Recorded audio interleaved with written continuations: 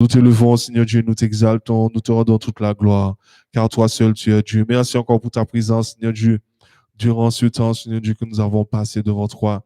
Maintenant, Seigneur Dieu, nous voulons partager, Seigneur Dieu, en ta parole, nous voulons entendre ta voix, débattre de la chair et le sang, que ton Saint-Esprit, Seigneur Dieu, soit au contrôle, Dieu de grâce, et que nos cœurs, Seigneur Dieu, soient fortifiés et que nous puissions grandir en toi, car ta parole, Seigneur Dieu, nous enseigne et nous fait grandir. Merci encore pour ton amour. Merci encore pour ta grâce. Loué sois-tu, exalté sois-tu. Dans le nom de Jésus, je t'ai prié. À toi, Seigneur Dieu, soit tout l'honneur. Au nom de Jésus. Amen. Nous acclamons le Seigneur. Alléluia. Gloire à toi, Seigneur. Gloire à toi, Dieu puissant. Amen. Merci, Seigneur. Que le nom du Seigneur soit béni. Nous allons entrer sans plus tarder dans la parole de Dieu. Donc, ce soir, nous allons voir la parole de Dieu, donc comme nous l'avons annoncé. Nous allons un peu parler de tout ce qui se dit aujourd'hui concernant la fin des temps, la fin du monde, 666, etc. Donc, nous allons un peu voir à la lumière de la parole de Dieu ce que notre Dieu nous dit. Alors, à la question, donc, aujourd'hui, beaucoup de personnes, disent, nous sommes à la fin du monde. Il y en a, je ne sais pas si vous avez déjà entendu des personnes dire, c'est la fin du monde, ça y est. Et rien que là, on peut déjà se dire, mais si c'est la fin du monde, qu'est-ce que nous faisons là encore? Parce que si c'est la fin du monde, ça veut dire que nous sommes déjà enlevés. Et si c'est la fin du monde, ça veut dire que Jésus aussi, il est déjà retourné, il y a déjà eu le jugement et tout ce qui s'ensuit. Donc déjà, penser que c'est la fin du monde, c'est déjà vraiment une erreur. Donc là, nous sommes dans les derniers jours. Donc nous sommes dans les derniers jours. Cela veut dire qu'il y a des signes qui ont commencé depuis plusieurs années. Donc il y a des signes qui annoncent vraiment la fin des temps, qui sont là depuis plusieurs années. Et comme dit la parole de Dieu, il nous dit que, le Seigneur prend du temps. Ça veut dire que le Seigneur veut tellement que les hommes soient sauvés. Il dit, il prend patience avant de pouvoir arriver, avant de pouvoir finir vraiment avec la terre. Donc, les derniers jours durent longtemps selon nous, hommes. Parce que pour nous, on trouve que depuis le jour qu'on dit oui, c'est les derniers jours, c'est les derniers jours. Donc, depuis tant de dates, ça, Jésus peut qu'on retourne. Comment ça y est? Il faut pas oublier que pour Dieu, dans le royaume de Dieu, 1000 jours, c'est comme un jour et un jour peut être comme 1000 jours. Donc, ça veut dire que la notion de journée, donc, dans le royaume des cieux n'est pas la même notion de journée comme sur terre. Donc, il y a un passage dans la parole de Dieu qui dit que pour Dieu, 1000 ans correspond à un jour. Et il peut aussi faire l'inverse. Ce qui veut dire que autant les derniers jours peuvent durer encore des années, autant d'un seul coup, Dieu peut décider, ça s'arrête. Stop. Ça veut dire que on va commencer à voir les signes s'accélérer. Donc aujourd'hui, nous sommes dans les derniers jours depuis un moment. 2 Timothée 3 nous parle de ces derniers jours. 2 Timothée chapitre 3. Nous sommes dans les derniers jours, mais nous ne sommes pas à la fin du temps. Et les derniers jours, ça peut durer 1000 ans parce que 1000 ans pour Dieu, c'est un jour. Ça va très vite dans le royaume des cieux et ça peut aussi aller très lentement. 2 Timothée 3, verset 1.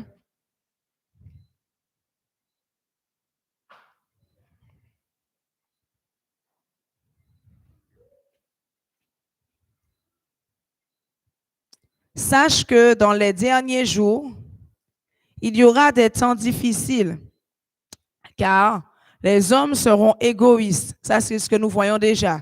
Les hommes sont déjà égoïstes. C'est chacun pour soi, Dieu pour tous. Comme on dit, chaque coucou clairé pour Géo. Ça fait partie des signes des derniers jours. Mais nous ne sommes pas à la fin des temps. les hommes seront amis de l'argent. Donc, l'être humain, beaucoup seront amis de l'argent. Ce sont les signes qui sont déjà là. C'est le signe vraiment qui annonce que dans bientôt, eh bien, la fin va commencer. Ce n'est que le début des souffrances, comme dit la parole de Dieu tout à l'heure, nous allons voir. On voit que les hommes vont devenir fanfarons. Donc, fanfaron, ça veut dire, moi, je suis ci, je suis ça, etc. Je sais faire ci, et puis rien pas là. Les hommes seront hautains, blasphémateurs, rebelles à leurs parents, ingrats, irreligieux, insensibles, déloyaux, calomniateurs, intempérants, cruels, ennemis des gens de bien, traîtres, emportés, enflés d'orgueil, aimant le plaisir plus que Dieu, ayant l'apparence de la piété, mais reniant ce qui en fait la force. Et il nous dit, éloigne-toi de ces hommes-là. La parole de Dieu est claire là-dessus. Dans les derniers jours où nous sommes déjà depuis quelque temps, eh bien, on voit que les humains sont devenus égoïstes, amis de l'argent, fanfarons, déloyaux, insensibles, cruels, intempérants, qui font semblant d'être chrétiens, mais qui en réalité ne sont pas chrétiens et renient Jésus même. Donc, ce qui fait la force de la chrétienté, ils renient Jésus. Et la parole de Dieu nous dit, surtout, il faut s'éloigner de ces hommes-là. Ces personnes qui sont comme ça, rebelles, irreligieux, qui ne sont pas loyales. Beaucoup de personnes aujourd'hui, de chrétiens dans l'Église, ne sont pas loyales. Donc, tous ceux qui ne sont pas loyaux, enflés d'orgueil, emportés, traîtres, tout cela, la parole de Dieu nous dit, eh bien, il faut pouvoir s'éloigner de ces gens-là. Pourquoi? Parce que il y a des signes qui annoncent que bientôt, eh bien, la fin va arriver. Donc, on doit se préparer. Et pour pouvoir se préparer, il faut pouvoir s'éloigner des personnes qui sont comme ça, cruelles, intempérants, orgueilleux, emportés, déloyales. C'est important de pouvoir s'en éloigner. Donc, on voit dans la parole de Dieu, donc dans le livre de l'Apocalypse, on voit qu'il y a plusieurs signes qui vont annoncer vraiment, eh bien, la fin. Donc, on va prendre ce passage qui dit, ce ne sera que le début. On a ce passage qui nous dit que toutes ces choses-là, les guerres, on va entendre des guerres, des bruits de guerre, on va voir la famine un peu partout. Et le Seigneur Jésus leur dit que ça, ce ne sera que le début des souffrances. Mais ne vous inquiétez pas. Les bruits de guerre, nous allons prendre ce passage.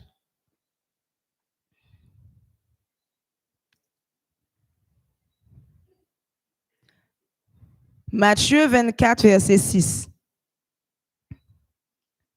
Donc là, on est en train de parler de ce qui se passe aujourd'hui, puisque le livre d'Apocalypse, il parle de ce qui était hier, de ce qui est aujourd'hui et de ce qui arrivera dans le futur.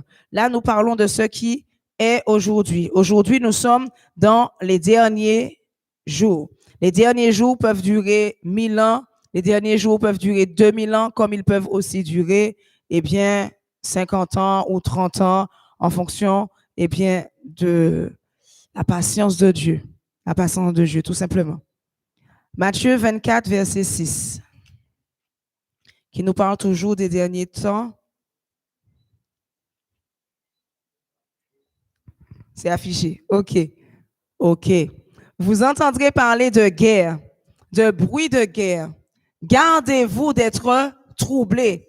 Et ça, c'est vrai que beaucoup de chrétiens sont troublés par tout ce qui est dit. Mais quand on entend tout ça, les guerres, les bruits de guerre, gardez-vous d'être troublés car il faut que ces choses arrivent. Mais ce ne sera pas encore la fin. Ce ne sera pas encore la fin. Une nation, verset 7, une nation s'élèvera contre une autre nation. Cela est déjà. Un royaume contre un autre royaume. Il y aura en divers lieux des famines. Donc déjà dans divers endroits, il y a plein d'endroits où on voit qu'il y a déjà des famines, des endroits où, eh bien, les gens meurent de faim. Il y a quelques endroits quand même dans le monde, c'est pas dans le monde entier, mais il y a quelques endroits qui souffrent de la famine.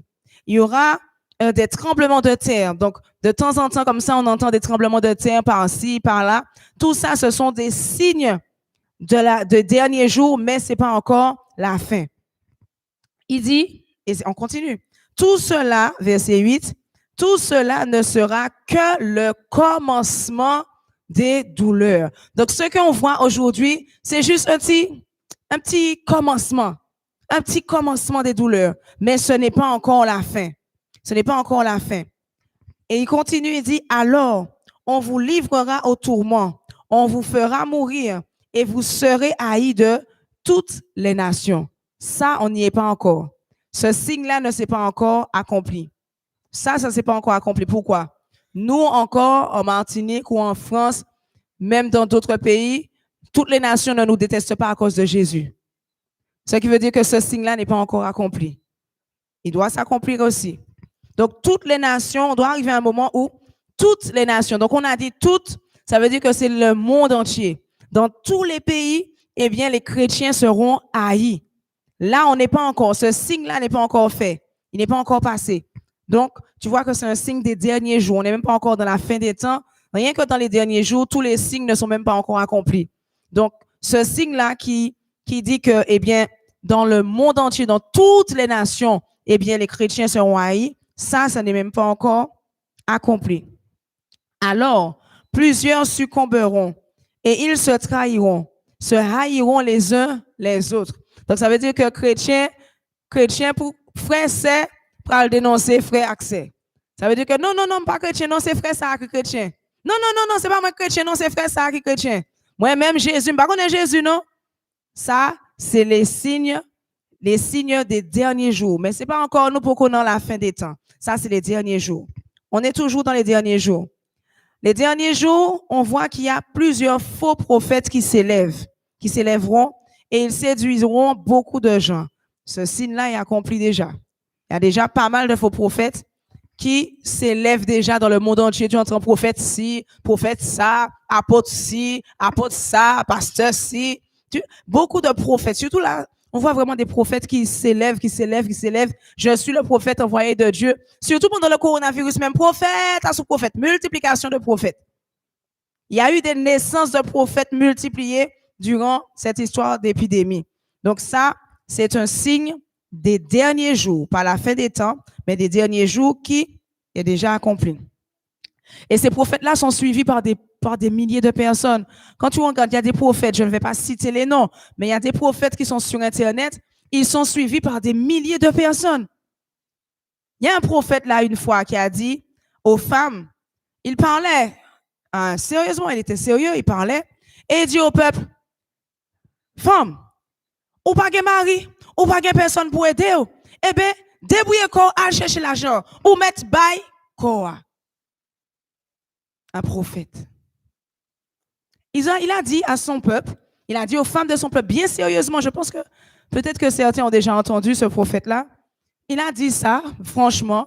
Il a dit aux femmes de son église que s'il n'y a personne pour vous aider, allez vous prostituer. Il a dit clairement, faux prophète. Donc, la Bible nous dit que durant les derniers jours, il y aura des faux prophètes. Plusieurs faux prophètes vont s'élever. Mais ça, c'est des petits faux prophètes. Dans la fin, il y aura des faux prophètes monstrueux. Mais là, c'est les petits faux prophètes seulement qui se sont levés là. Ils séduiront beaucoup de gens. Et parce que l'iniquité sera accrue, la charité du plus grand nombre se refroidira. Donc, à cause de tous ces faux prophètes, à cause de la méchanceté de l'homme qui augmente, à cause, donc on a vu des hommes qui sont orgueilleux, des hommes qui sont fanfarons, des hommes qui sont impudiques, etc., la méchanceté, qui sont cruels, etc., eh bien, à cause de tout ça, les faux prophètes qui se sont levés, à cause de tout ça, eh bien, l'amour va diminuer. C'est pas la foi. Beaucoup de chrétiens disent que c'est la foi qui va diminuer. C'est pas la foi. On dit là, parce que l'iniquité, donc le péché, à cause de ça, va augmenter. À cause de ça, le péché va augmenter dans l'Église et dans le monde. Et donc, qu'est-ce qui va diminuer? C'est la charité.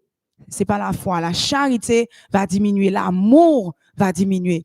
Et lorsqu'on nous regardons bien, aujourd'hui, dans l'Église de Christ même, je ne parle même pas de dehors, mais rien que dans l'Église de Christ, tu vois combien l'amour, effectivement, a diminué. L'amour est patient. On n'a plus de patience avec les frères et les sœurs. L'amour est plein de bonté, aime faire du bien. Nous pas guettons encore, nous guettons nous pour faire, nous pas guettons pour faire du bien aux autres. L'amour ne soupçonne pas le mal. On est gardé mon nom, on dit, ah, frère, regardez-moi comme ça là, faut peut-être moi, il pas vrai, soupçonner le mal. Tout ça, c'est dû au fait que l'amour a refroidi. Et ça fait partie des signes des derniers jours. Donc, la foi d'un plus grand nombre se refroidira. Alors, je ne parle même pas des païens. Les païens aujourd'hui te disent, ah, justement, ça fait coronavirus, ça a bien rangé moi, comme ça, m'ont pas obligé de dire bonjour.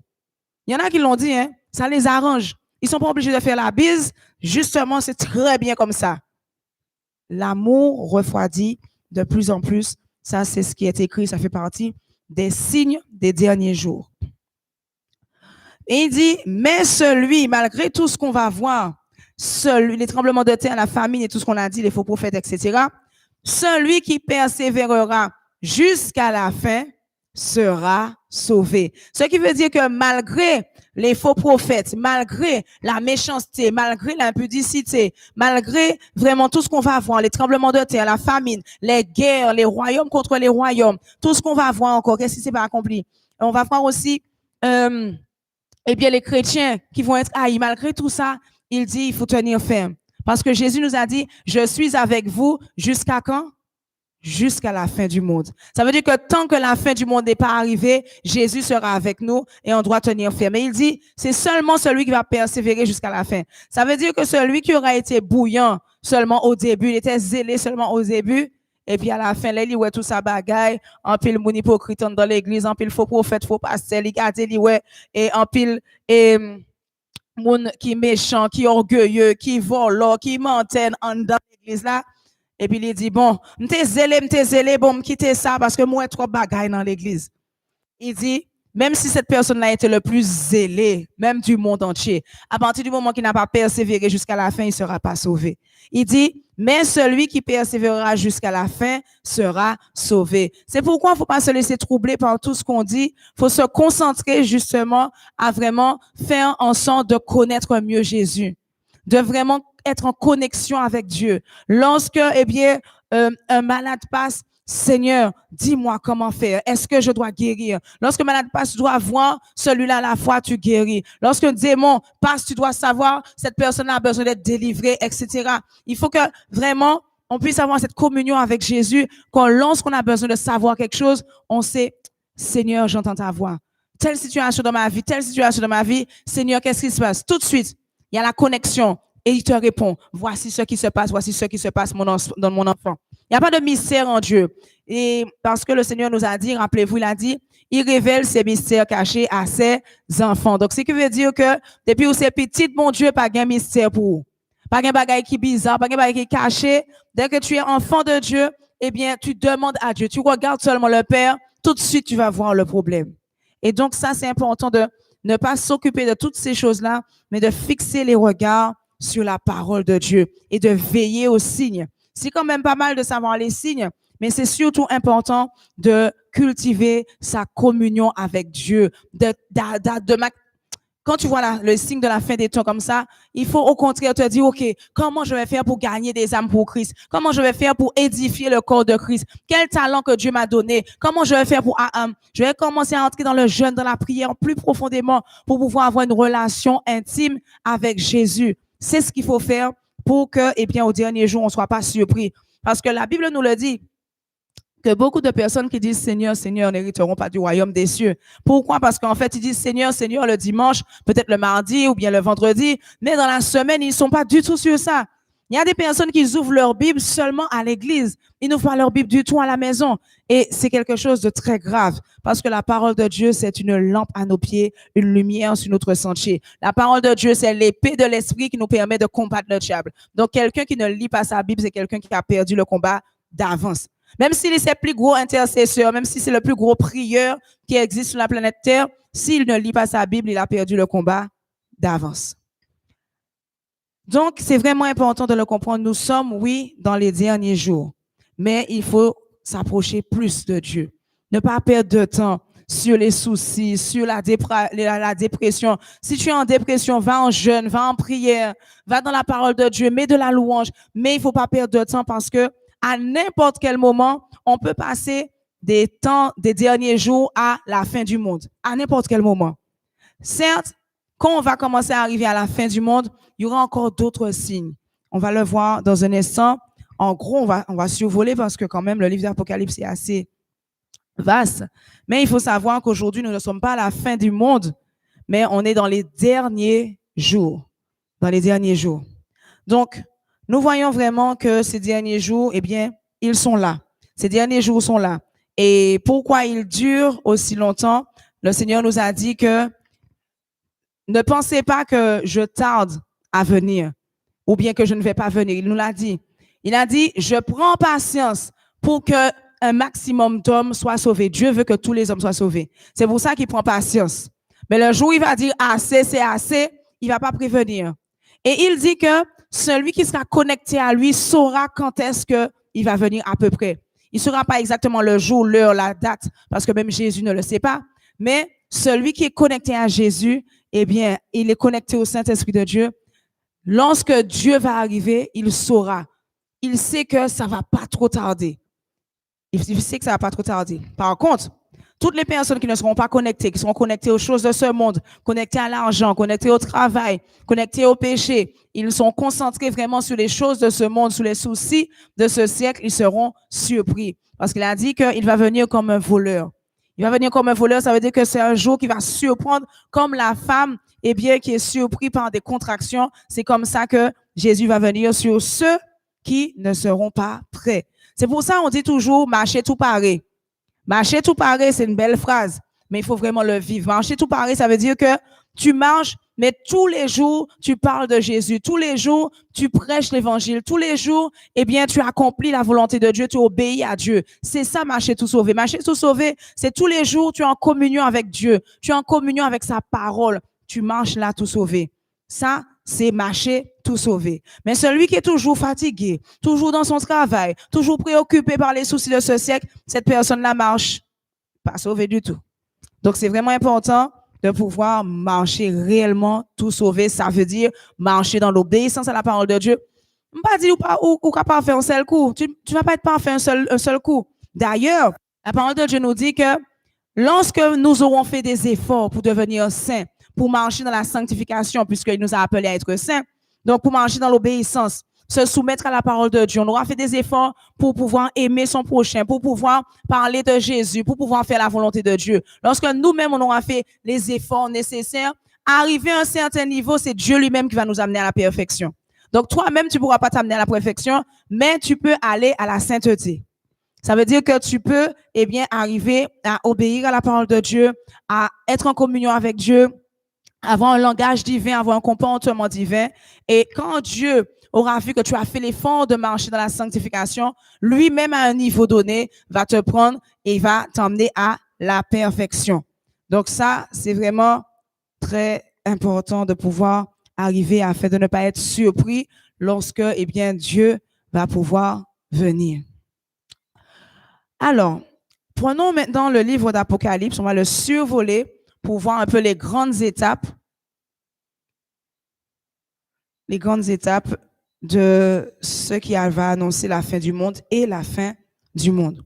Donc, quand tu regardes le livre d'Apocalypse, tu vas voir premièrement que les premiers chapitres, Apocalypse 1, Apocalypse 2, 3, je crois jusqu'à 4 aussi, oui, à peu près, de 1 à 4, tu vas voir que Dieu révèle à Paul, eh bien, ce qu'il doit dire aux églises.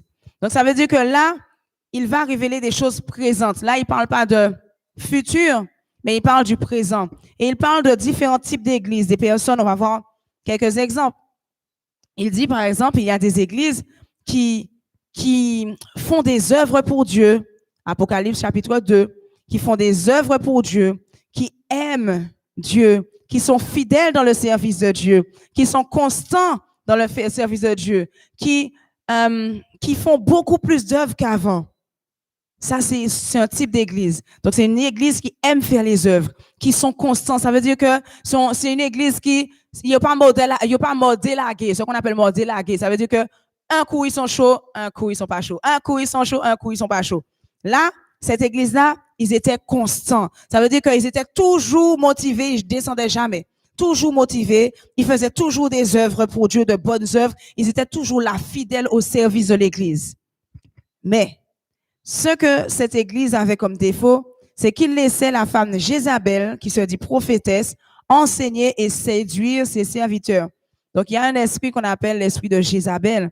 Et donc, ce type d'église-là qui fait des services, etc., justement, laisse, eh bien, n'importe quelle personne conduite par des démons qu'on appelle Jézabel, eh bien, prêcher ou enseigner dans leur église. Pourquoi? Parce que peut-être qu'ils ont un gros costume ou ils ont de gros diplômes ou bien ils donnent de grosses dîmes. Donc, comme ils donnent de grosses dîmes, ils ont de gros diplômes, on les laisse enseigner et prêcher dans l'église, même si on constate que leur doctrine est une doctrine de démons, mais comme ils donnent une grosse dîme, donc du coup, on les laisse prêcher. Et donc, la parole de Dieu prévient ces églises qu'il faut faire attention.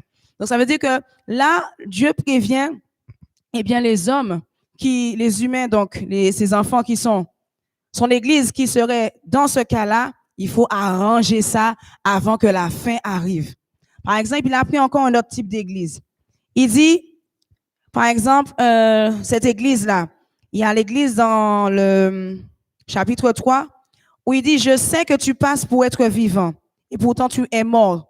Donc, ça veut dire que ça, ce sont des églises où, eh bien, les gens sont vivants. Ce sont des églises qui ont toujours des programmes. Ce sont des églises où ils sont toujours motivés, chaud, chalet. Donc ça, c'est l'église qui est décrite dans Apocalypse chapitre 3. Donc, ils sont vivants. L'église est vivante. Et pourtant, il dit, tu es mort. Et là, il lui dit, sois vigilant et affermis le reste qui est près de mourir. Car je n'ai pas trouvé tes œuvres parfaites devant mon Dieu. Donc, là, c'est différents types d'églises. Il parle de plusieurs. D'ailleurs, il parle de 7 types d'églises. Donc, ça veut dire que c'est 7 comportements que les églises ont de bien et dans ces mêmes églises qui ont des bonnes, qui ont des bonnes choses ou bien des bons caractères, et bien dans ces mêmes églises-là, il y a aussi des mauvaises choses qu'il faut arranger. Et donc là, il parle de 7 types d'églises et donc, il dit à ces 7 types d'églises, c'est bien ce que vous avez fait là. C'est bien votre œuvre. C'est bien, vous êtes chaud.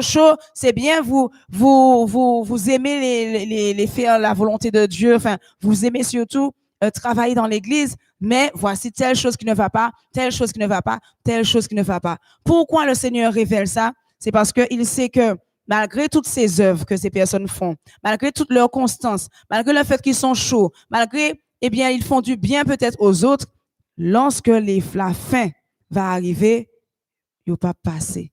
Et c'est pourquoi le Seigneur prévient ces églises, donc dans les premiers livres d'Apocalypse. Donc ça, on n'est toujours pas à la fin des temps, on est toujours dans les derniers jours.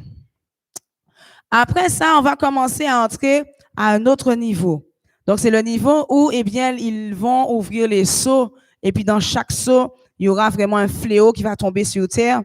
Et donc, c'est à partir de ce moment-là, eh bien, normalement, les enfants qui seront vivants, normalement de Dieu, le Seigneur va les protéger. Il nous l'a dit, on a appris ce passage-là dans Apocalypse chapitre 10. Il nous a dit que celui qui aura persévéré jusqu'à la fin, il va le garder au jour de la tentation. Et la première tentation qui va nous montrer que c'est la fin, c'est les sceaux. Il y aura 7 sceaux. Et c'est à partir de là, celui qui connaît l'écriture, à partir de là, il doit commencer à faire attention. Là, on est encore dans les derniers jours. Mais voilà, lorsqu'on va voir ces choses-là, exemple, donc Apocalypse chapitre 5. Il vit un ange puissant qui criait à voix forte. Donc cela veut dire que ce sont des temps où on va entendre des voix. On va entendre des voix, ce sont des voix d'anges qui vont commencer à dire des choses. On va entendre des voix de tonnerre. On va entendre beaucoup de choses. Et lorsqu'on voit qu'ils vont ouvrir le premier sceau, on voit qu'ils vont ouvrir le premier sceau, donc le verset 6. Je regardais quand l'agneau ouvrit un des 7 sceaux. Chaque sceau, c'est un malheur qui va tomber sur terre. Chaque sceau. Vient, il regarde, etc. Il partit en vainqueur. Quand il ouvrit donc le premier sceau, une couronne lui fut donnée et il partit en vainqueur pour vaincre. Donc lui, la force qui lui a été donnée, c'est pour vaincre, eh bien, tout ce qu'il y avait à vaincre sur terre. Le deuxième sceau, lui, ce qu'il y avait avec lui, c'est, donc le deuxième sceau, il y avait un ange qui sort de ce sceau-là pour pouvoir enlever la paix sur terre. Il enlève la paix totalement sur terre. Ça veut dire que plus personne n'aura de paix sur terre. Il va faire en sorte que les hommes vont se tuer l'un l'autre. Mais ça, c'est sur la terre. Ça veut dire que c'est pas parce que tu vas voir dans un pays que les hommes se tuent l'un l'autre que ça veut dire que c'est la fin du monde. Non, il dit c'est sur la terre. Ça veut dire que c'est dans le monde entier, dans tous les pays, tu vas voir que les humains, une partie des humains de chaque pays va commencer à se tuer les uns les autres. Donc ça, c'est le deuxième saut. Ils vont s'égorger les uns les autres. Le troisième saut, lui, il est là pour pouvoir peser. Donc, peser, il va regarder qui est-ce qui a du poids spirituellement, qui est-ce qui n'a pas de poids spirituellement, parce qu'après ça, il y aura encore d'autres sauts qui vont ouvrir encore des malheurs sur terre. Donc, il continue encore. À un moment donné, donc dans le chapitre 7, on survole. Hein, dans le chapitre 7, on voit qu'à un moment donné, il n'y a plus de vent sur la terre.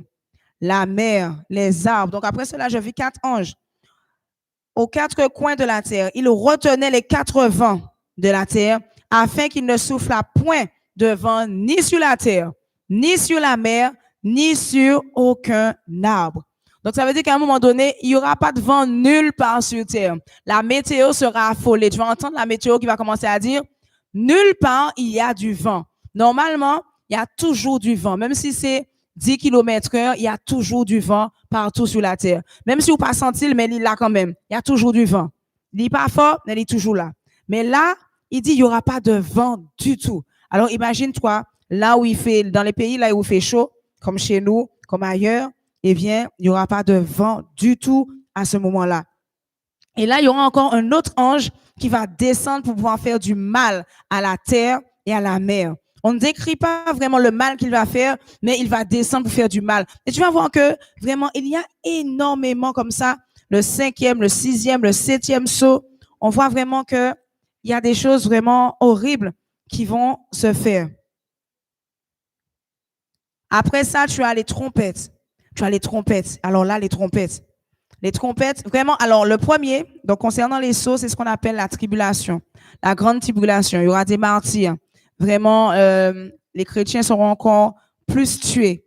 Les chrétiens seront vraiment, ils vont vraiment subir des choses atroces à ces moments-là.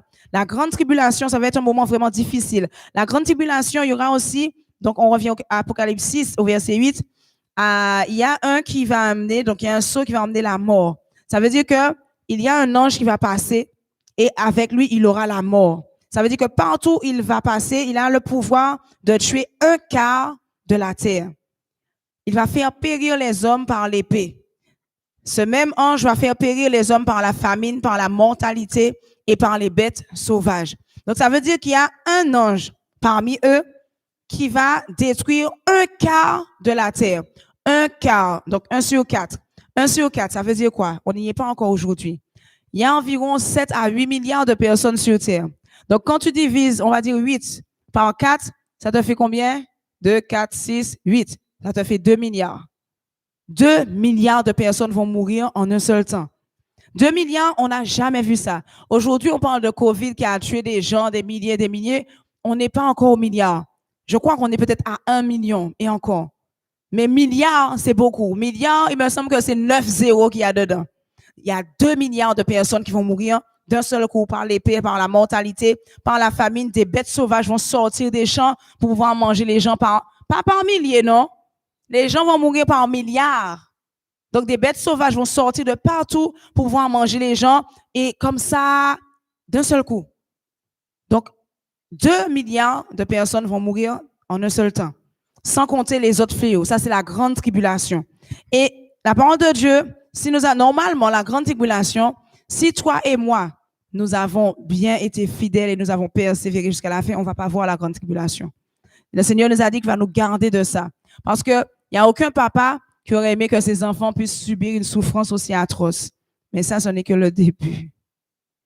Dieu ne permettra pas que nous-mêmes, nous puissions subir cela, à condition que eh bien, nous marchons dans la fidélité, qu'on ne se laisse pas corrompre par les mauvaises habitudes de ce monde. Aujourd'hui, on voit vraiment, il y a un problème de persévérance, mais il ne faut pas qu'il en soit ainsi pour nous. Il nous faut vraiment continuer à persévérer et attirer des âmes à Jésus, être fidèle à Dieu jusqu'à la fin, afin de ne pas vivre ça. Parce que, malheureusement, il y en a beaucoup que c'est quand ils vont voir ça, ils vont se dire, wow, Gen les femmes marrem, femmes prend bagay là au sérieux. Mais c'est un peu tard, parce que là, ce sera déjà la grande tribulation. Mais pendant la grande tribulation, la Bible nous dit qu'il y a 144 000 personnes qui vont quand même réussir à laver leur robe. Moi, personnellement, je ne sais pas pour toi, mais moi, personnellement, j'ai pas envie de laver ma robe pendant la grande tribulation. Mieux vaut la laver avant, et puis tu es là tranquillement avec Dieu, mais laver ta robe pendant la grande tribulation, c'est très dur. C'est très dur. Malheureusement, il y en a qui vont laver leur robe. On aura tellement parlé, nous n'aurons tellement pas écouté. Ce sont des personnes qui, aujourd'hui, sont toujours concentrées sur les soucis de ce siècle, toujours concentrées sur autre chose. Ils n'écoutent pas l'évangile. T'as beau parler de la parole de Dieu, ils sont là, ça rentre là, ça sort là. Ils continuent à faire leurs affaires et ce sont des personnes qui seront surpris. Et c'est quand ils vont voir la grande tribulation, ils vont dire, oui, à part mon Dieu t'a dit, on parle sérieux. Et puis là, bon, tu es déjà dans la grande tribulation. Que Dieu nous aide à ne pas être là à ces moments-là. Donc, la grande tribulation, il y a 144 000 personnes qui vont laver leur robe pendant ce moment-là. Après quoi, eh bien, il y aura, eh bien, c'est que 144 000, etc., ils seront aussi protégés donc par Dieu. Et après ça, il y aura encore un autre niveau. C'est là qu'on parle des les 7 trompettes. Les 7 trompettes, mes amis, les 7 trompettes, il y a vraiment beaucoup de choses. Il y aura un silence d'une demi-heure. Le soleil, eh bien, le soleil va perdre la moitié de sa vie. Ça veut dire que tu vas seulement regarder le soleil et pas nous, hein. Les gens qui seront là à ce moment-là, nous ne serons pas là, mes amis. Les gens qui seront là à ce moment-là, ils vont juste regarder le soleil et ils vont voir que, eh bien, le soleil ressemble à la lune. Ça veut dire qu'ils seront en plein jour et au lieu de voir un soleil rond, ils vont voir que la moitié du soleil. Le tiers, normalement. Ils disent le tiers du soleil. Donc, ça veut dire que le soleil sera coupé. Pourquoi? Parce que, eh bien, le soleil sera frappé. Ça, c'est, et Apocalypse 8, verset 12. Il dit, le tiers du soleil fut frappé. Le tiers de la lune aussi fut frappé. On va voir aussi la disparition de nombreuses étoiles. Des étoiles vraiment qui vont tomber sur terre, de grosses étoiles qui vont tomber sur terre. Et vraiment, des choses vraiment, des montagnes embrasées par le feu qui vont se jeter dans la mer. On voit que la mer, l'eau à un moment donné, tout ça, c'est les 7 trompettes. Chaque trompette emmène un malheur. Lorsqu'on regarde Apocalypse 8, verset 11, par exemple, à un moment donné, il y en a un, je crois que c'est une étoile qui va tomber et l'eau va devenir amère. Ce qui veut dire que l'eau du monde entier sera amère. Ce qui veut dire que mettre fait ça, violer, pétrer, laisser faire, l'eau sera amère. Donc, qu'est-ce qui va se passer? Des millions de gens vont mourir de soif. Pourquoi? L'eau est devenue amère. Il y a vraiment beaucoup de choses qui vont se passer à ces moments-là. Il y a un moment donné, on te dit que Apocalypse 9, ça c'est le 6e ange. Le 6e ange, quant à lui-même, il descend et il vient avec du soufre. Il vient avec du feu. Il vient avec de la fumée. Et la Bible nous dit que, eh bien, il y aura encore des milliards de personnes qui seront tuées par le feu, le soufre, la fumée. Si, par exemple, tu as pris un fait tout chaud sans faire exprès, regarde comment ça fait mal. Regarde comment ça fait mal. Tu es en train de faire du charbon, un petit morceau de bois à voler sur ta peau, regarde comment, eh bien, ça fait mal. Là même, ceux-là vont envoyer, donc ces anges-là, qui viennent de la 6e trompette, ils vont envoyer du feu, du soufre, etc. Donc vraiment, enfin, vous avez bien compris qu'il ne faut pas que nous soyons là à ces moments-là. Donc, regarde bien, tous ces signes-là, c'est ça les signes de la fin des temps. C'est des choses qui ne sont pas encore là. Ils ne sont pas encore là, grâce soit rendu à Dieu. Nous avons encore le temps de pouvoir, et on ne sait pas, on peut encore, eh bien, faire en sorte d'attirer des âmes à Jésus, se repentir. C'est encore le temps de se repentir, de faire la volonté de Dieu, de faire l'œuvre de Dieu, d'être fidèle à Dieu, de marcher selon la parole de Dieu. C'est encore le temps. Mais du jour au lendemain, Dieu peut dire, OK, c'est la fin, et tu vas voir. Quand Dieu dit, OK, c'est bon, stop, eh bien, la grande tribulation va arriver. La grande tribulation va arriver, on va commencer à voir tous ces signes-là qui vont commencer à apparaître. Ce sont des signes qui ne sont pas encore sur terre. On n'a jamais vu 1 milliard ou bien 2 milliards de personnes mourir d'un seul coup, dans une seule période. On n'a jamais vu ça. Pour le moment, les hommes meurent par milliers, mais milliards, ça n'existe pas encore. On n'a pas encore vu ça, mais on le verra. Beaucoup le verront, eh bien, lorsque le Seigneur va dire assez, c'est bon, la fin va commencer. Et là, à partir de ce moment-là, on va voir tous ces signes-là. Donc, tout ça pour dire que nous ne sommes pas à la fin du monde. Mais il ne faut pas prendre ça comme prétexte pour dire, bon, je temps toujours, parce que ça justement les gens qui disent, ah bon, comme nous dans les derniers jours, toujours, nous beaucoup dans la fin du temps, la fin du monde, eh bien, je temps toujours. Non. Au contraire, il faut s'approcher de Dieu. Parce que vraiment, dans le monde où on vit, on a intérêt à marcher sanctifié, à marcher vraiment éloigné du système du monde, de la manière de fonctionner de beaucoup de chrétiens d'aujourd'hui, pour pouvoir vraiment marcher comme Christ a marché sur terre. Pour que, eh bien, ce jour-là ne nous surprenne pas. Vraiment. Donc, nous ne sommes pas encore à la fin des temps. Jean 5, verset 29 nous dit, ceux qui auront fait le bien vont ressusciter pour la vie. Donc ça, c'est au moment du jugement. Donc tout ça, après les fléaux, après les trompettes, tout ça, eh bien, il y aura ce qu'ils appellent le jugement devant le trône blanc, etc. Donc le jugement. Donc pour le jugement, ceux qui auront fait le bien vont ressusciter donc pour la vie, mais ceux qui auront fait le mal vont ressusciter pour être jugés. Donc ceux qui auront fait le mal, c'est pas, tu sais, beaucoup de personnes pensent que ceux qui ont fait le mal, c'est ceux qui auront menti ou bien ceux qui auront tué quelqu'un, ceux qui auront fait l'adultère. Pour eux, c'est seulement ça? Non. Celui qui aura menti, celui qui n'aura pas fait l'œuvre de Dieu, on l'a appelé à prêcher dans l'église, il ne prêche pas dans l'église. On l'a appelé, eh bien, à chanter dans l'église pour pouvoir amener le peuple de Dieu dans la louange. Il ne l'a pas fait alors qu'il savait que c'est ce qu'il devait faire. Toutes ces personnes-là, ce sont les personnes qui seront parmi ceux qui auront fait le mal. Le mal devant Dieu, c'est quoi? C'est toute désobéissance à sa voix. Toute désobéissance à la parole de Dieu, pour lui, c'est mal. Donc, ça veut dire que toute personne qui, il n'est pas voleur, il n'est pas impudique, il n'est pas dans l'adultère, mais il a une habitude de regarder les autres avec orgueil.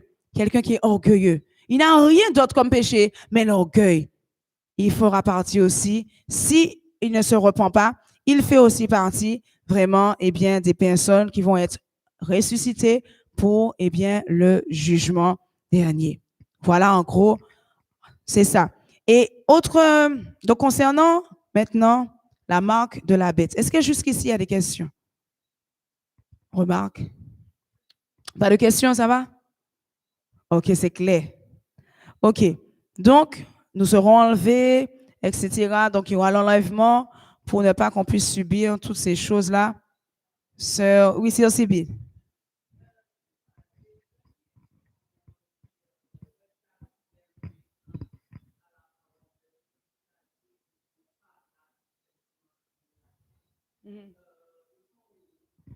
Alors, ce que la Bible nous dit dans 3 titres, la Bible nous dit, nous serons enlevés dans les airs.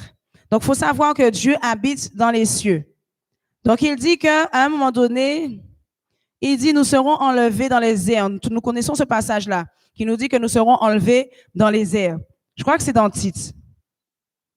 Nous allons prendre le passage. Tite 2:13. Donc, ça veut dire qu'il va nous prendre avec lui dans les airs. Dans les airs, donc ça veut dire quelque part dans un des niveaux des cieux, parce qu'il y a plusieurs niveaux dans le ciel. Donc, il va nous prendre quelque part dans les airs. Tite 2, verset 13. Ici, 2, verset 13. En attendant la bienheureuse espérance et la manifestation de la gloire de Dieu. Donc là, non, lui, il parle de ce moment-là, mais il ne dit pas. On n'est pas destiné à... Attends, je te dis ça tout de suite. C'est ce passage qui dit, nous serons emmenés dans les airs.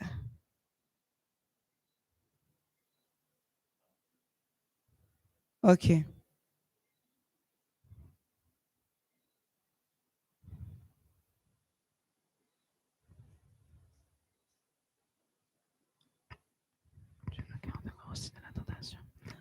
Donc, je pense qu'au fur et à mesure, on va pouvoir retrouver le verset. Dès que je retrouve le verset, je te le donne. Mais c'est ce passage. OK, c'est Thessaloniciens, merci. Ensuite, donc c'est déjà affiché. Ensuite, nous les vivants qui seront restés, donc ceux qui vont vraiment le jour du jugement, il y aura des personnes qui seront vivants. Mais avant ça, les morts en Christ vont d'abord ressusciter. Normalement, c'est dit au verset d'avant. Les morts en Christ vont d'abord ressusciter. Et ensuite, nous, les vivants qui serons restés, si on est encore vivant alors que c'est passé, eh bien, tous ensemble, nous serons enlevés avec ceux qui sont morts en Christ sur les nuées à la rencontre du Seigneur. Donc, il a tout mis. Car le Seigneur lui-même a un signal donné. À la voix d'un archange et au son de la trompette de Dieu descendra du ciel et les morts en Christ ressusciteront premièrement. Donc, ça veut dire que toutes les personnes qui sont mortes en Jésus vont ressusciter. Ceux qui sont morts en Dieu ne vont pas ressusciter.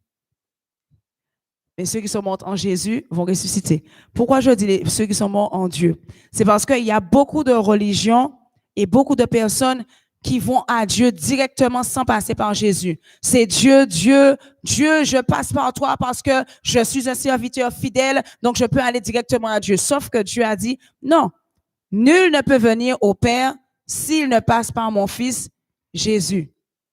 D'accord? Donc, c'est seulement ceux qui sont morts en Christ. Donc, ça veut dire qu'il y a des personnes qui vont être fidèles à Dieu.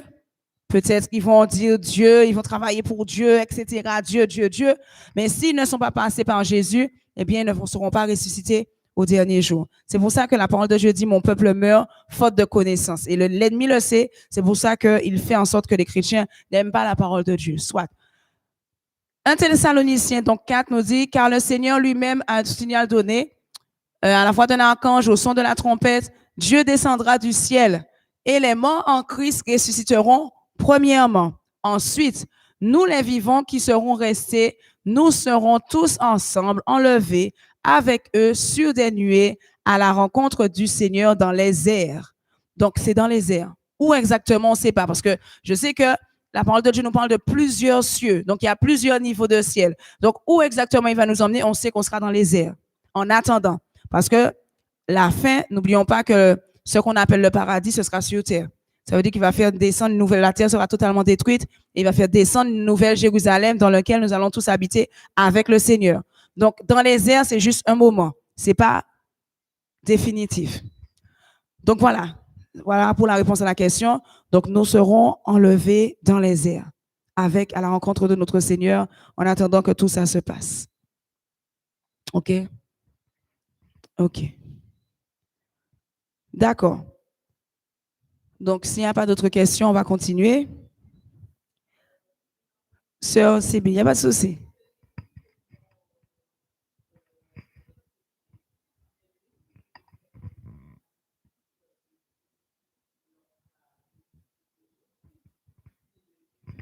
Oui, ils vont ressusciter après. Après. Donc, il y aura pas mal de choses qui vont se passer. Ils vont ressusciter vraiment après les 7 sceaux, après les 7 trompettes, il y aura le jugement devant le grand trône blanc. Et c'est à ce moment-là que ceux qui sont morts dans le péché, donc qui sont morts sans Jésus, surtout, eh bien, c'est à ce moment-là que ces personnes-là vont ressusciter pour que, eh bien, on puisse regarder dans le livre, voilà ce que tu as fait, voilà ce que tu as fait, puisqu'il y aura des livres. Il y aura le livre de la vie où il y aura le nom de ceux qui auront marché avec Jésus et il y aura les autres livres dans lesquels il y aura tout ce qu'ils ont fait de mal et donc ça va être cité à ces moments-là pour que le jugement soit fait, pour ensuite qu'ils soient envoyés en enfer. Que vraiment l'Église de Dieu ne se trouve pas dans cette situation. Parce que c'est très dur.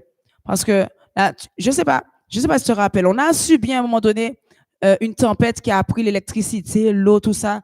Et tu vois que on a passé peut-être 3 jours, 4 jours sans eau, sans lumière. Nous, c'était sans lumière. C'était dur. C'était dur. Et tu te dis qu'à la fin du monde, lorsque Dieu va envoyer en enfer, tu vas sentir une chaleur, tu vas sentir que tu brûles éternellement comme ça. Ah non.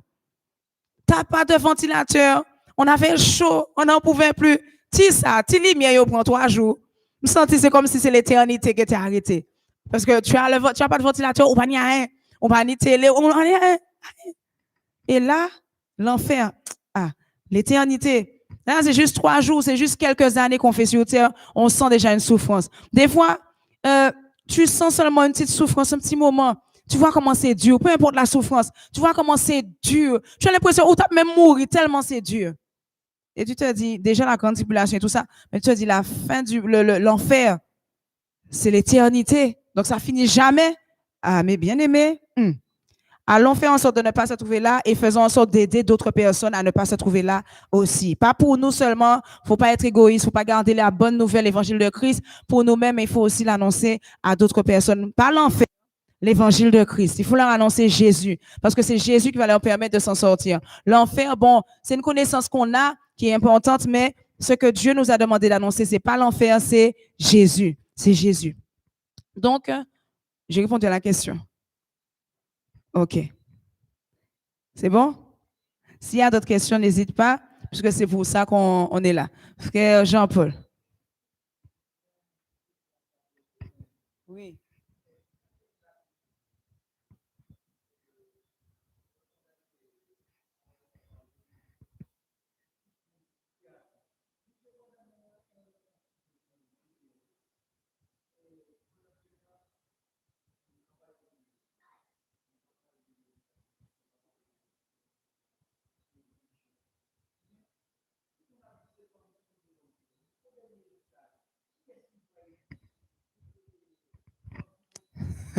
Pampi bon. Tout pampi bon des chanter, mes amis. Parce que c'est pas Dieu qui a inventé la religion. D'ailleurs, la parole de Dieu nous dit que Dieu a horreur de la religion. Il hait la religion. Parce que c'est les hommes qui ont inventé la religion. Dieu n'a pas inventé ces différentes religions. C'est les hommes qui ont inventé différentes religions. Donc, au dernier jour, bon, celui qui aura fait la volonté de Dieu, tu sais, un catholique peut être dans l'ignorance et puis tellement il cherche la vérité, dans son catholicisme, tellement il cherche la vérité, il peut trouver Jésus et Jésus peut lui révéler la vérité. Le catholique peut passer sous l'évangélisme, oui. C'est vraiment pas une question de religion, c'est vraiment une question de cœur, celui qui cherche la vérité. Donc, c'est sûr que lorsqu'on regarde toutes les religions, la religion qui est le plus proche, ce qu'on appelle religion, qui est le plus proche de la vérité, c'est l'évangélisme. Ça, c'est sûr. Parce que quand tu regardes, tu étudies un peu toutes les religions, tu sais quand même que c'est l'évangélisme qui est plus proche de la vérité. Mais on s'est dit que parce que c'est l'évangélisme qui est plus proche de la vérité, c'est lui-même qui pisse dans la bêtise des fois. Bon, peut-être que comme l'ennemi l'a vu, eh bien, c'est pour ça qu'il attaque plus, eh bien, au niveau de l'évangélisme. Mais c'est à nous de se dire que non, il faut vraiment qu'on fasse des efforts pour pouvoir représenter Christ parce que nous sommes vraiment les ambassadeurs de Jésus. Devant Dieu au dernier jour, pas de religion. C'est celui qui aura fait la volonté de Dieu qui pourra hériter du royaume des cieux. C'est vraiment important parce que j'ai déjà parlé avec des catholiques. Je ne savais même pas que les catholiques jeûnaient. Ils ont jeûné, prier. Il y en a même qui me disent, mais je leur dis, mais oui, mais vous priez Marie. Elle me dit, non, Naomi, j'ai tellement jeûné, j'ai tellement prié, j'ai appris à prier Jésus. Je ne prie pas Marie. Je suis catholique parce que ma maman est catholique, mon papa est catholique, mon papi est catholique, tout le monde est catholique, mais j'ai prié Jésus. Et tu sais, rien que cette personne-là qui cherche la vérité, malgré, eh bien, dans sa religion, on dit le contraire. Moi, je dis à ces gens-là, si je parle avec, par exemple, un catholique ou un adventiste, peu importe, je ne vais pas dire, ah oui, c'est moi qui a raison, c'est pas moi qui bon. Non, je vais lui dire, écoute, prier Marie, c'est pas bon. Tu vas pas arriver en prier Marie. Je vais lui montrer la parole de Dieu dans sa propre Bible. Et là, tu parles. Et je lui dis, écoute, si tu veux, on peut étudier ensemble la parole de Dieu. Mais je vais pas lui dire, pas me bon. Par contre, je vais lui dire, toi, sois une lumière dans le lieu où tu es. Il faut que tu puisses réveiller la vérité. Il faut que vraiment tu sois un modèle, que tu montes en grade, que tu deviennes prête, prête pour pouvoir changer les choses dans la religion où tu es. Donc, c'est vraiment important que ce soit la vérité qui soit connue et ne pas se tracasser avec la religion. C'est la vérité qui est vraiment importante. Mais c'est sûr donc, que dans certaines religions, eh bien, tu vas te perdre si tu ne fais pas attention. Donc, bon, soit. Au dernier jour, pas de religion en tout cas. Le pampi, bon, sera fini. Mm. Uh-huh.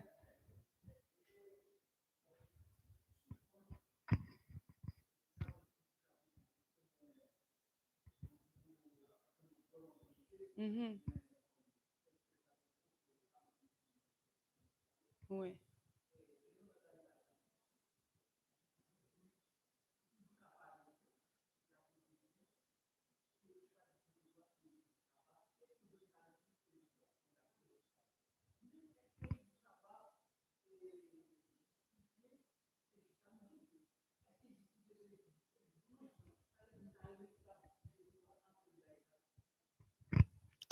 OK.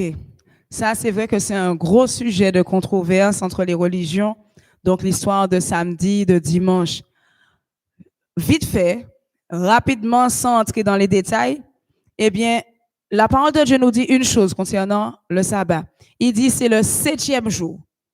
Maintenant, quand tu regardes, il n'y a que dans le monde entier, il n'y a que 2 7e jours. Il n'y a pas d'autres. Ça veut dire que dans les pays occidentaux, donc la Martinique, la France, Haïti, tous les pays occidentaux qui sont du côté occident, tous ces pays-là, eh bien, le 7e jour, c'est dimanche. OK? Dans ces pays-là, le 7e jour, c'est dimanche. Mais dans les pays, tout ce qui est américain, chez les Américains, tous ces pays-là, le 7e jour, c'est samedi. Donc, ce qui veut dire que si vous arrivez, mon Dieu, vous aux États-Unis, et puis, Mounio dit au conseil, il y a des évangélistes aux États-Unis qui font le sabbat le samedi. Parce que le 7e jour, c'est le samedi. Quand tu arrives là, tu ne vas pas faire de tracas pour ça. Parce que dans leur pays, ils suivent le calendrier. C'est parce qu'il y a 2 calendriers, c'est pour ça. Ça qui est le problème, non, c'est qu'il y a 2 calendriers. Il y a un calendrier solaire et puis il y a un calendrier que le roi, l'un des rois là, français avait sorti. Donc, il y a 2 types de calendriers. Et donc, nous, ce qu'on utilise, c'est le calendrier de roi, donc de la France-Occident. Et eux, donc les Américains, ce qu'ils utilisent, c'est le calendrier solaire, les adventistes aussi. Ils utilisent les calendriers solaires. Ce qui veut dire que selon le calendrier solaire, le 7e jour, c'est samedi. Selon le calendrier occidental, le 7e jour, c'est dimanche. Mes amis, nous, dans un pays occidental, 7e jour, c'est dimanche. Point final, that's it. C'est tout. Tu es aux États-Unis, le 7e jour, c'est... Tu es aux États-Unis, le 7e jour, c'est samedi. Bon. Le 7e jour, c'est samedi, puisque, comme on dit, quand tu es chez les Juifs, fais comme les Juifs du moment que ce n'est pas un péché. Tu es chez les Grecs, fais comme les Grecs. Chez le Grec, le 7e jour, c'est samedi. C'est samedi, point final. Maintenant, il y a d'autres personnes qui sont entrées pour justifier leur travail, etc. Ils sont entrés dans, on est capable de faire sabbat lundi, mardi aussi, on est capable de faire le mercredi, tout dans ça, non. Il n'y a pas de 7e jour qui s'appelle lundi, il n'y a pas de 7e jour mardi.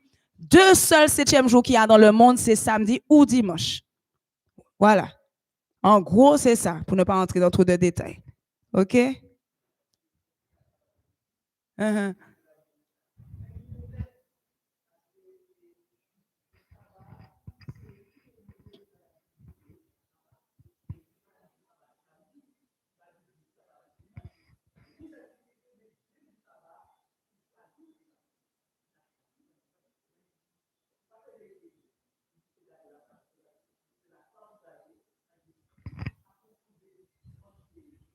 Oui, parce que dans tout ça, là, on toujours dans samedi, dimanche, tu vas rater Jésus.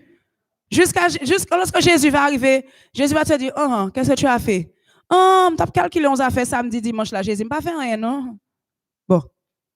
7e jour, c'est tout ce que la parole de Dieu a dit. 7e jour, pas gain l'autre 7e jour, c'est samedi ou dimanche dans le monde. Occidental, c'est dimanche, et ceux qui suivent calendrier solaire, c'est samedi. Bon, mon cher, c'est tout. C'est pas difficile. OK. Alors, concernant la marque de la bête, pour finir, pour avancer, il nous reste pas beaucoup de temps, 15 minutes. Donc, concernant la marque de la bête, beaucoup de personnes parlent de, eh bien, la marque de la bête, c'est le vaccin, etc., mes amis. C'est pourquoi tu vas toujours entendre, on dit toujours, la parole de Dieu, restez dans la parole de Dieu pour ne pas vous faire tromper, pour ne pas être troublé. Il faut rester dans la parole de Dieu. Prenons la parole de Dieu. Apocalypse chapitre 13. Le vaccin, ce n'est pas la marque de la bête. Si vous voulez savoir, le vaccin, ce n'est pas la marque de la bête, mes amis. La marque de la bête vient longtemps après les 7 sceaux, les 7 trompettes. Nous pas quand même dans les 7 sceaux, les 7 trompettes. Nous pas dans la marque de la bête. Bon.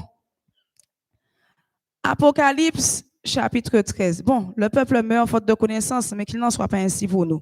Que nous puissions vraiment défendre l'évangile de Christ. Il faut connaître la Bible pour pouvoir défendre la parole de Dieu. Apocalypse chapitre 13. Saint-Esprit.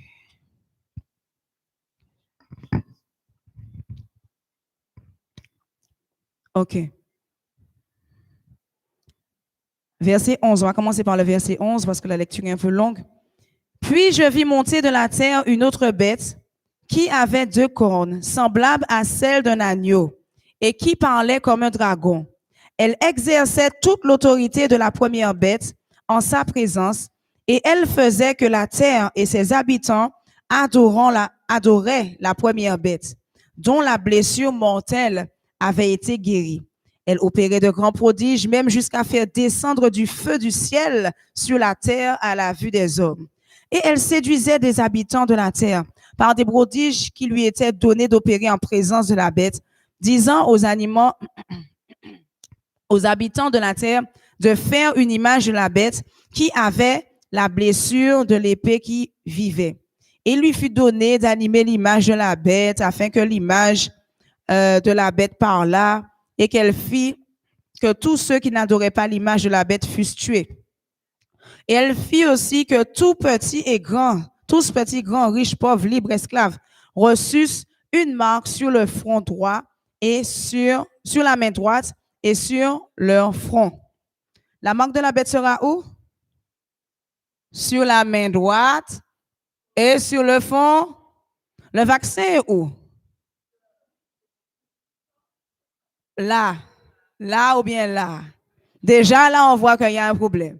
La parole de Dieu est précise. Il a dit, la marque de la bête, ce sera sur le front et ce sera sur la main droite. Ça, c'est un.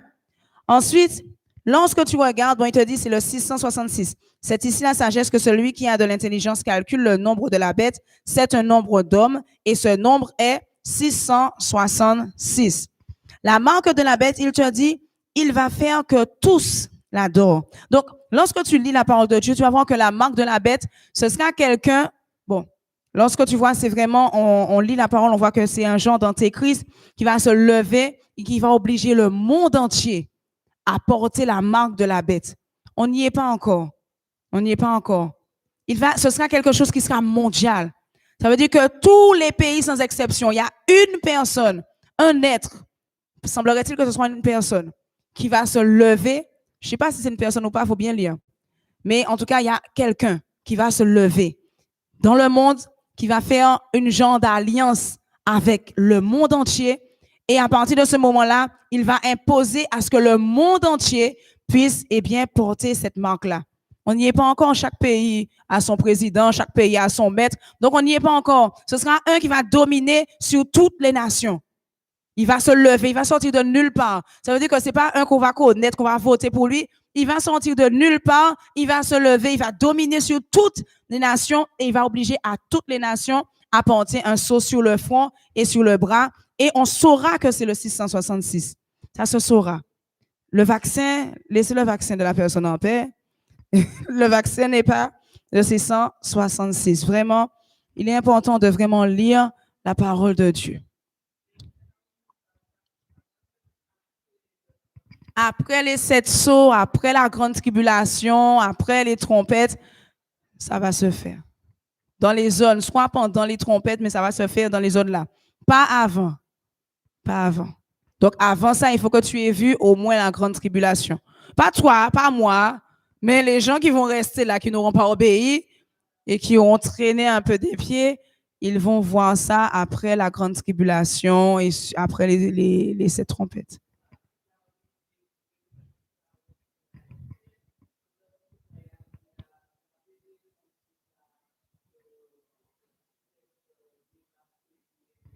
Non, non, non. Malheureusement, après la grande tribulation, après les 144 000 derniers là, la Bible te dit que malgré tout ce qu'ils vont souffrir, personne ne va se repentir. Ils vont continuer dans l'idolâtrie, ils vont continuer dans l'impudicité, ils vont continuer dans toutes ces choses-là. Ils vont pas se repentir. Ils vont vivre les 7 trompettes, tout ce qu'on a vu là. Ils vont le vivre. Personne ne va se repentir, malheureusement. Après les 144 000, personne ne va se repentir.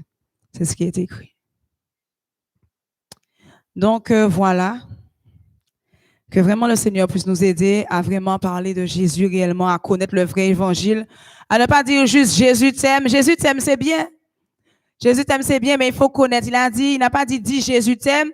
C'est pas mauvais, non, de dire Jésus t'aime. Pas dit c'est pas mauvais, non, on m'a dit ça, non. La parole de Dieu nous dit, annonce l'évangile de Christ. Il nous dit annonce le royaume des cieux.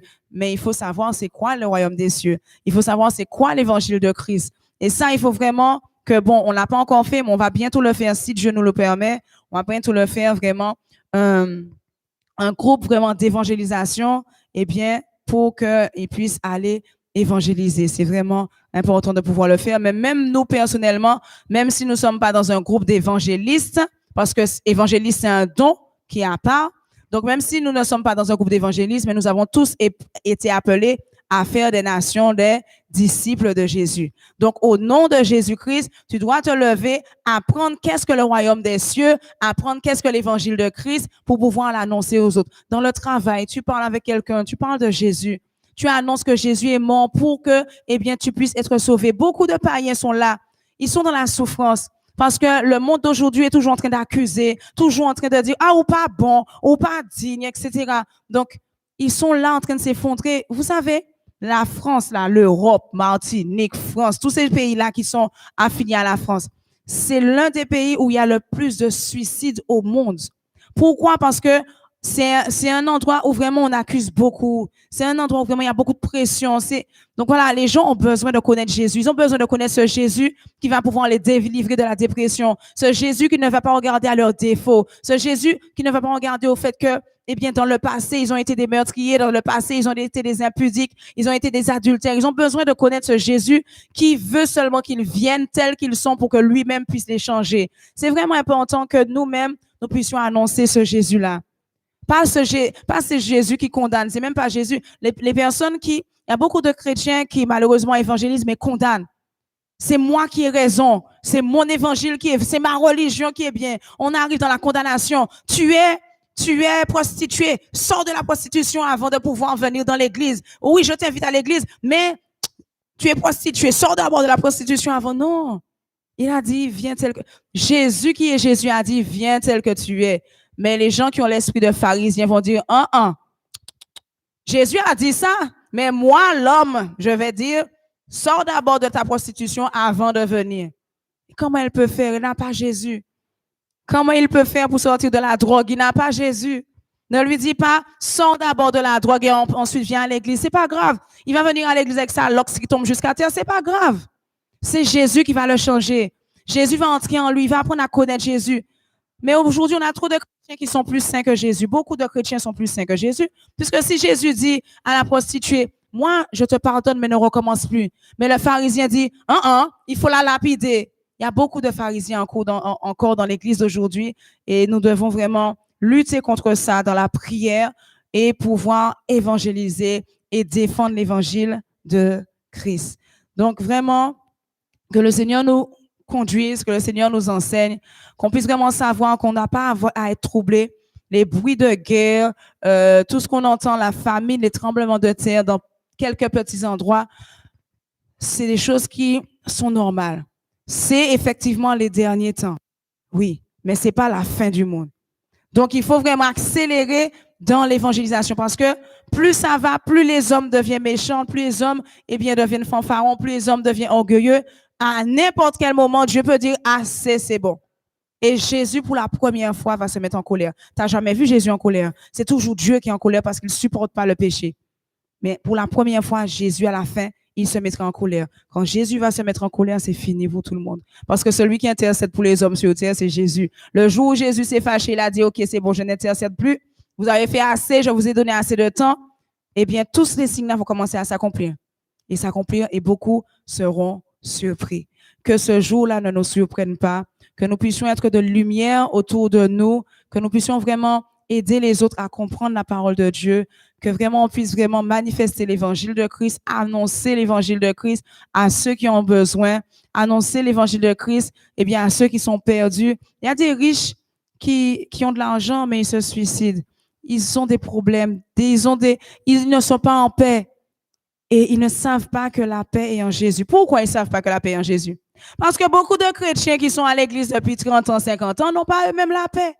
Beaucoup de chrétiens qui sont à l'église depuis 30 ans, 50 ans n'ont pas eux-mêmes de richesse. Ils sont dans la misère, ils sont dans la maladie. Ils meurent dans la maladie. Donc, comment veux-tu que le païen vienne et dise, c'est vrai, il y a un espoir en Jésus. Il faut que ça change. Il faut vraiment qu'on soit cette génération qui représente réellement Christ, cette génération qui manifeste la parole de Dieu. Merci à notre Dieu qui a mis déjà en nous cette capacité. Il a dit, je suis avec vous, je suis là, je suis même en vous. Vous êtes ma demeure. Et si Jésus est en nous, voilà.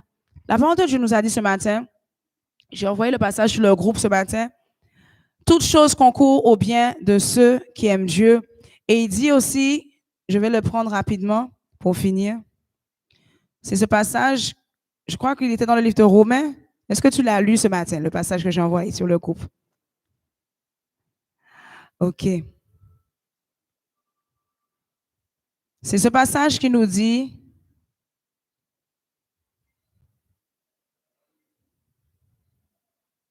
OK.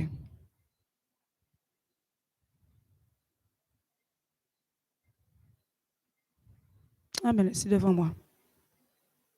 Romains chapitre 8, verset 28-32. Toute chose concourt au bien de ceux qui aiment Dieu, lui qui n'a point épargné son propre Fils, mais qui l'a livré pour nous tous, comment ne nous donnera-t-il pas aussi toutes choses? Donc, j'ai pris 28 et puis je suis passé directement à 32.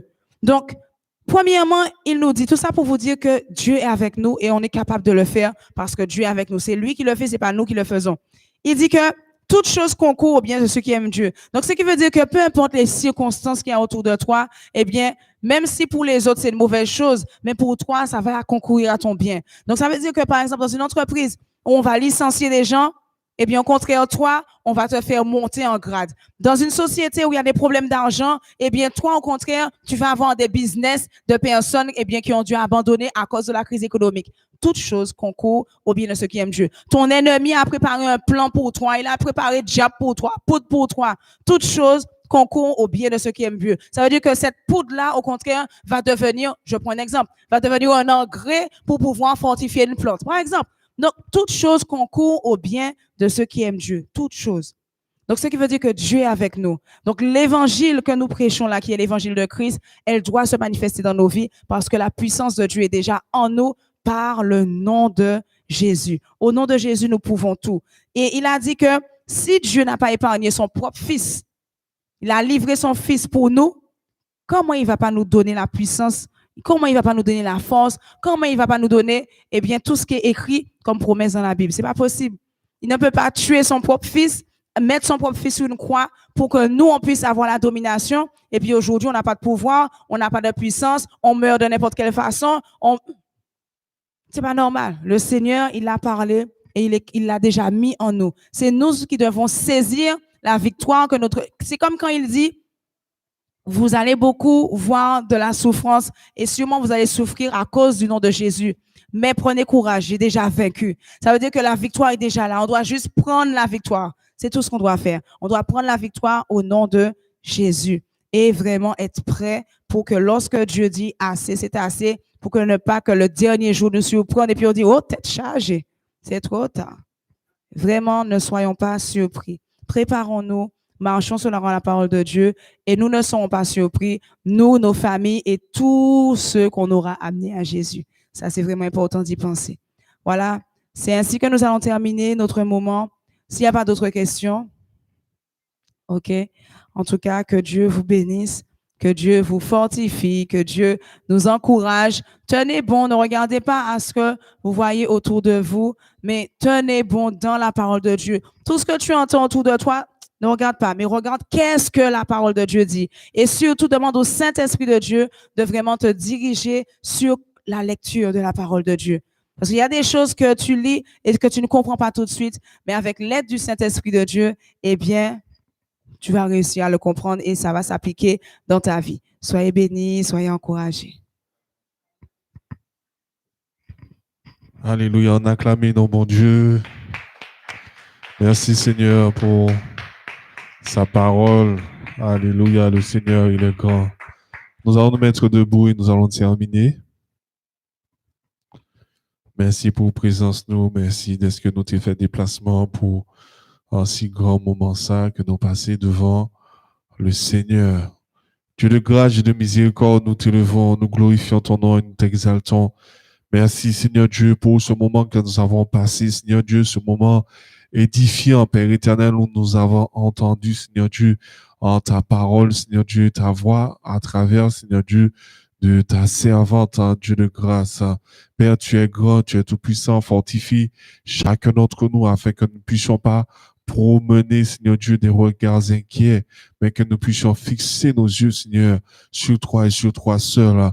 Que ta parole, Seigneur Dieu, puisse demeurer dans le cœur de chacun d'entre nous, afin que nous soyons fortifiés, Père éternel, hein, et que nous puissions nous rapprocher encore plus de toi, afin que nous ne puissions pas vivre en cette grande tribulation, Père éternel, mais que nous soyons enlevés dans les airs avec toi. Père éternel, nous te glorifions. Nous remettons le reste de l'agneau entre tes mains. Merci encore pour ton Merci encore pour la joie et la paix que tu mets dans le cœur de chacun d'entre nous. Peuple de Dieu, allez en paix et que le Seigneur vous bénisse.